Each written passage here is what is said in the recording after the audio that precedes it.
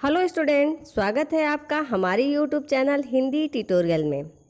आज की क्लास में हम विश्व प्रसिद्ध उर्दू शायर मिर्ज़ा गालिब के आम प्रेमी रूप को प्रकाशित करेंगे। यह एक व्यंग है जिसका उद्देश्य आम आदमी की तरह जीने वाले विश्वविख्यात शायर गालिब के जीवन के अनछुए पहलू को उजागर करना है। तो चलिए शुरू करते हैं। आम और गालिब। गालिब के बहुत से चाहने वालों को शायद यह बात पता नहीं कि इस महान उर्दू शायर को आम बहुत पसंद थे।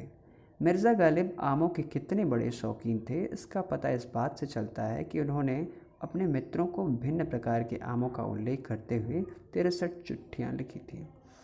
यूँ तो सभी को आम बड़े पसंद होते हैं, परंतु जो दीवानापन गालिब में आमों के प्रति था वो विरले ही देखने को मिलता है। आम पर उन्होंने शायरी भी की है। यही नहीं, गालिब के बारे में मशहूर था कि प्रत्येक वर्ष आमों के मौसम में उनकी गली कासिम जान पुरानी दिल्ली वाली हवेली में बड़ा ज़ोरदार मुशायरा हुआ करता था, जिसमें सभी संप्रदाय के लोग बढ़ चढ़ कर हिस्सा लेते थे। गालिब के आमों के चाव के बारे में कहा जाता है कि वे एकमात्र ऐसे व्यक्ति थे जिन्होंने विभिन्न प्रकार की जातियों के सर्वाधिक आम खाए थे। भारत में आम की लगभग 4000 प्रजातियाँ पाई जाती हैं। गालिब की शायरी की तरह उनके आमों के नाम भी उनकी गज़लों की तरह ही रंगीन हैं। गालिब ने जिन आमों को पेट भर खाया था उनमें से 27 के नाम इस प्रकार हैं: मालदा, फजली, चौसा, जर्द, आलू, जहांगीर, रहमत ख़ास, दशहरी, सरौली, अजीज़ पसंद, महमूद, समर, सुल्तान उर समर, बम्बई ग्रीन, सफ़ेदा, मलिहाबादी, दिलपसंद, हुस्नारा, नाजुक पसंद, किशन भोग, नीलम, खुदादाद, तोतापरी, निशाती, जाफरानी, सिंदूरी, कच्चा मीठा, बारहमासी, लंगड़ा, अल्फांसो, फ़ख्र, समर, बहिश्त आदि।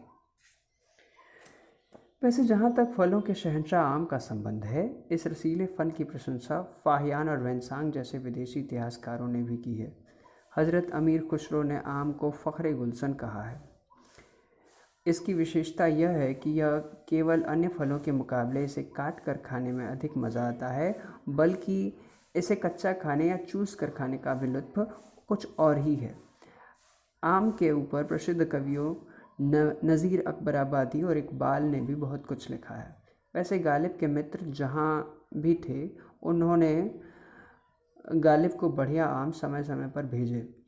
आमों के आग्रह के लिए गालिब एक एक मित्र को 15-20 चिट्ठियाँ लिखा करते थे। इसका नतीजा यह होता था कि तरह तरह के आम गालिब को खाने को मिल जाते थे।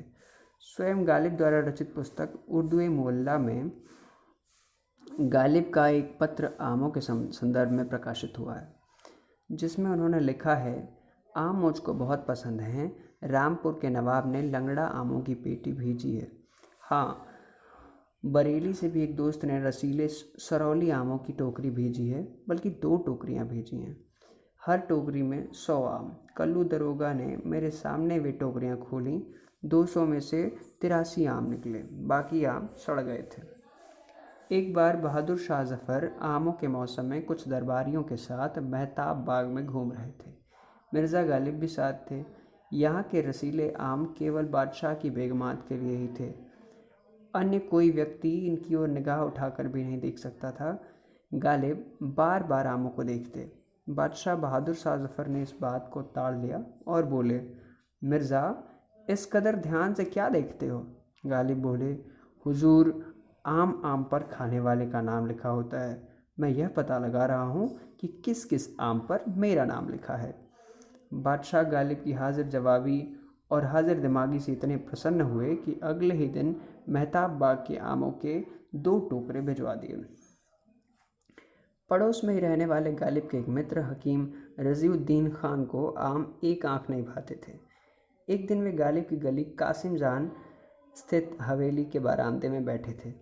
गालिब ने उसी समय आमों के छिलके दरवाजे के बाहर कोने में बड़े कूड़ेदान में डाले थे। तभी वहाँ से एक गधे वाला कुछ गधे लिए निकला था।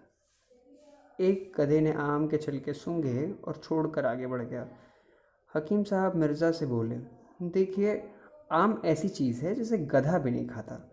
गालिब ने उनकी आंखों में आंखें डालकर तुरंत उत्तर दिया: बेशक, गधे आम नहीं खाते। ऐसे ही एक रोज़ गालिब ने घर पर आमों की दावत रखी। नाना प्रकार के आम आए थे। गालिब के दोस्त और शागिर्द मज़े ले लेकर आम उड़ा रहे थे। उनके पास बैठे उनके दोस्त नवाब मुस्तफ़ा खान शिफ्ता आम पर आम उड़ा रहे थे, लेकिन उनके आगे छिलके और गुठलियाँ बिल्कुल नहीं थी। वे आम खाकर गुठलियाँ और छिलके गालिब के आगे रखते जाते थे। जब गालिब की आंखें के आगे छिलकों और गुठलियों का ढेर लग गया तो जनाब गालिब से बोले, अम्मा मिर्ज़ा साहब, लगता है आप सभी के हिस्से के आम खा रहे हैं। पर मिर्ज़ा गालिब ने जवाब दिया, नवाब साहब चलिए, मैं तो आम ही खा रहा हूँ, आप तो आम के साथ साथ गुठलियाँ और छिलके भी खा जा रहे हैं। इस पर सभी ने ज़ोरदार ठहाका लगाया। अपने जीवन के अंतिम पड़ाव में गालिब ने अपने घनिष्ठ मित्र चौधरी अब्दुल गफूर के नाम एक पत्र लिखा, जिसमें आमों की चर्चा करते हुए उन्होंने कहा है कि गालिब का स्वास्थ्य ठीक नहीं है। गिरती पाचन शक्ति के बारे में गालिब लिखते हैं कि जवानी में दिल भी था और ताकत भी।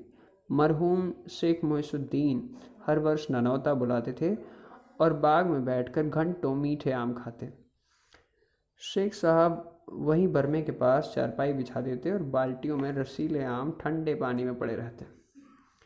अब वह दिल कहाँ से लाऊं, वह ताकत कहाँ से लाऊं? न आमों से वह लगाव है और न ही पेट में आमों के लिए जगह। पहले तो नाश्ते के पूर्व ही ढेर सारे आम खा लिया करता था, मगर अब तो रात को भी नहीं खा पाता, हाजमे पर भारी पड़ते हैं।